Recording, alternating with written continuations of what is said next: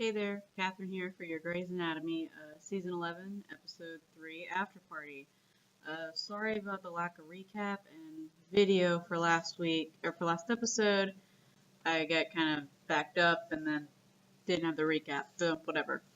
Um, so, I'm actually going to talk a little bit about last episode just with the Maggie stuff. A lot of people are kind of giving her a hard time, but she's new kid on the block. And that's kind of hard, especially when you've got a lot of established relationships. So I'm going to give Maggie a little bit of a chance because I know she's trying. Um, and the second episode was very Maggie centric. I mean, she even did the voiceover. Um, in this episode, we barely saw her. But last episode was important because Meredith didn't believe her that Maggie's mother is Ellis Grey. So we're left off with this episode, with Meredith freaking out as per usual, and running to Alex, who is the new Christina. And I kind of appreciate that they're getting in as many I Miss Christina references as possible, but it's also making me a little sad. So dial it back, and hopefully, a couple of episodes we don't have so many I Miss Christina references, but she's not gonna go away. So, since the episode just ended, so my first thought is, on the last couple minutes, while this episode had a lot of rocky points, I really, really like that Bailey got the board position. I was gonna be very upset had Alex gotten it, not because I don't like Alex, I do, and I feel like it's been really awesome seeing how much he's grown throughout the series, but Bailey deserved that. And she has also been there for every single member of that board and supported them through their careers for the most part. I mean, Richard's a little bit of an outlier, but even then, Richard knows how good of a surgeon, how good of a doctor, and Bailey is, and even how much she rocked being chief resident. Not the same as a board position, but at least she kind of has that going for her. And, as much as Alex needed it, he didn't deserve it as much as Bailey did. So I was really happy to see Bailey get that spot. I'm sure there are people who disagree.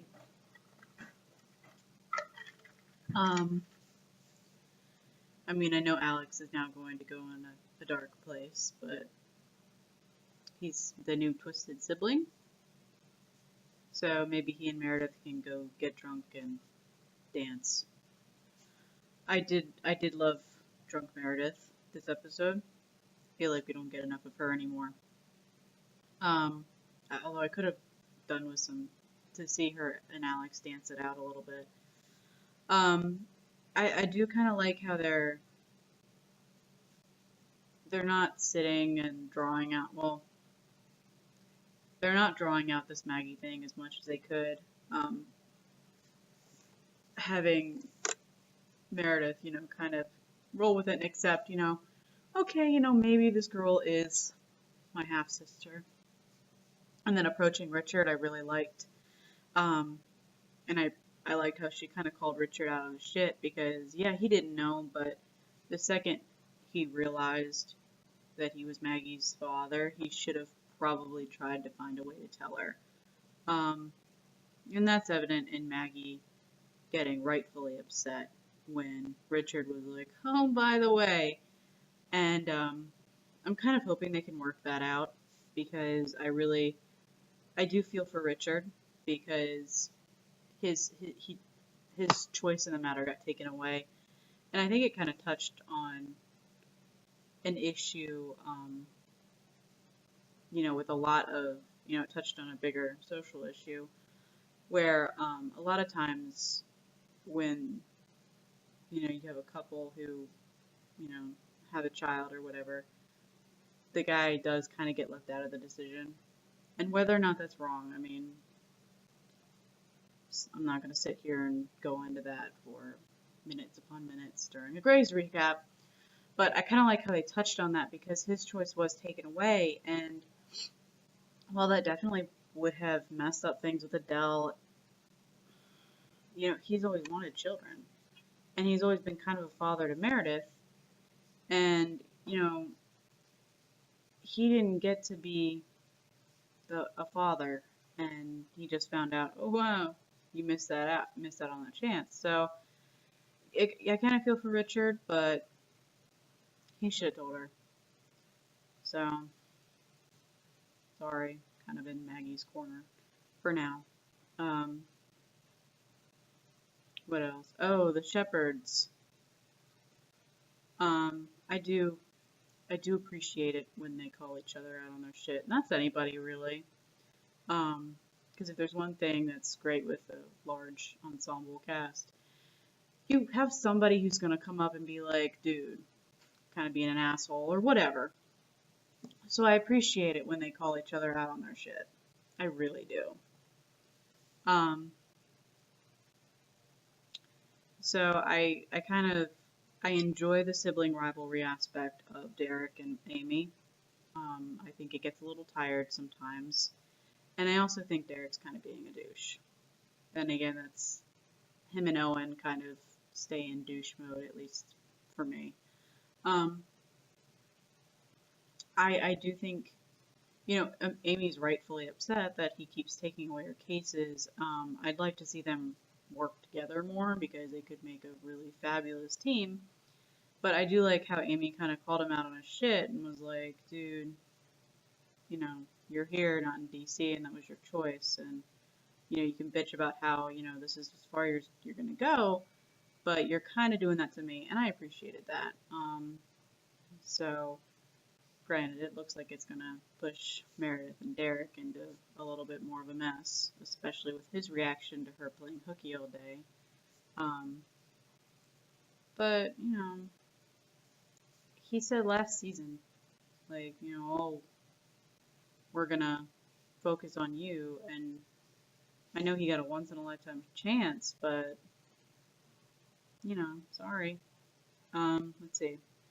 So happy to see Gina Davis for more than like 2 seconds. I don't remember how many episodes she's in. I keep forgetting to look that up. It was nice to,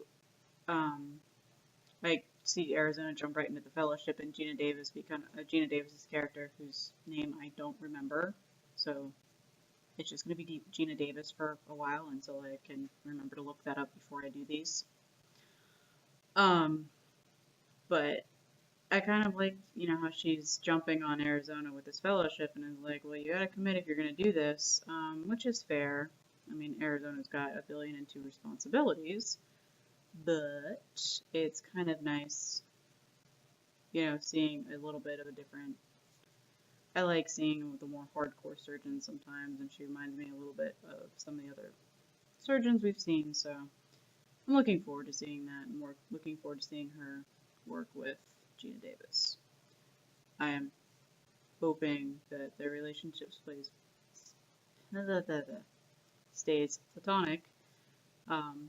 I have seen a couple of people make mention of them doing something, but I think a cheating storyline between Callie and Arizona, either one of them is a little tired right now. So, gonna hope that. Well, I'm thinking of that. Owen and Callie.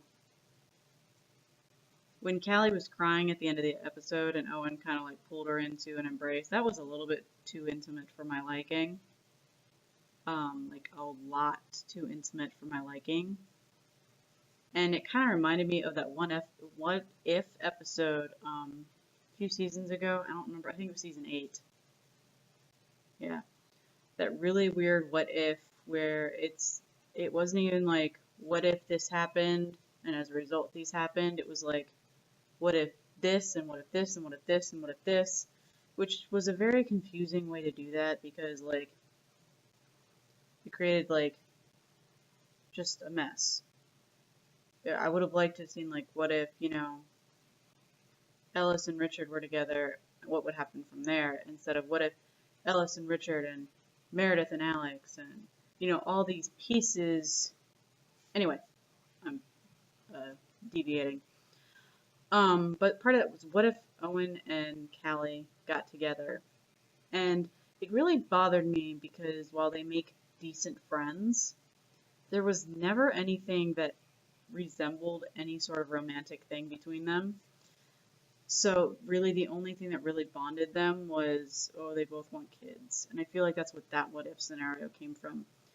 But the intimate embrace this episode, that was him comforting her, kind of made me a little like nervous because if they make if they do something with Callie in Arizona to break them up or have them fight more and push Callie towards Owen, I will rage.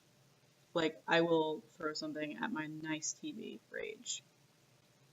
Like, you know, controller in the TV. Like, that's just what's going to happen. And I've got 3 here, actually. Maybe I'll even toss in a Dalek. Or a Weeping Angel. Just at my TV. Just start throwing crap. If they do that. I like to trust Shonda more than to have them do that. But I do know she's kind of got a thing for Owen as a character, which I don't understand. Because really can't stand Owen. But so anything that happens there, I'd like to trust, but when it comes to LGBT characters in television, I get really nervous, especially when it's women. Because if you don't have somebody dying or cheating, then, well, yeah, if you don't have someone dying or cheating, then they're running back to men. So you'd have cheating and men. It's not really running back to men because Callie's bisexual. And they don't talk about that enough. But, yeah,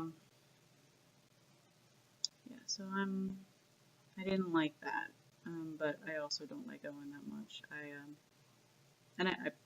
make that very clear and obvious that I don't like Owen. But it just his shit gets really old, and I understand that he's going through something, but well, I'm not depressed, I'm not heartbroken. It's like, yeah, you kind of are, or at least you're acting like it, because you're kind of in charge of your own little pity party now that Christina is gone, and you're jumping down everybody else's throats if they can't do something that makes you, you know, have the warm fuzzies or whatever. So I'm over Owen. I really am. And I don't know how many times I'm going to end up saying this, so I apologize. If you end up watching these videos, I apologize if I routinely say I'm over Owen. But until he goes poof, I think that sentiment's going to stay. Because I've noticed that my enjoyment of the episode is relative to how much screen time he has. So the more screen time, the less I enjoy it. I really did try to give him a chance. He just won too many things, and I'm kind of, yeah, they need a new chief, and they need Owen to go away. I'm trying to think if there was anything else I wanted to touch on. Excuse me. I was gonna make this video a little shorter, but I've now hit 13 minutes, so damn, I can talk. I don't think there's anything that I wanted to touch on immediately. Oh, the Callie in Arizona thing. That's what it was. Like I said, I get nervous, especially since we have a tendency to lose lesbian characters and bi character ladies like nobody's business.